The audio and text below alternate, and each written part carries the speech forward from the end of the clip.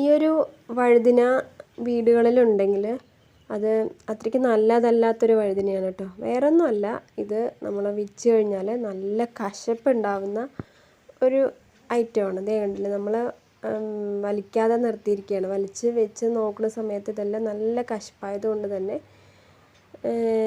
അത് നമ്മൾ പിന്നെ വെച്ചില്ല. അതങ്ങനെ ചെടിയിൽ തന്നെ നിന്ന്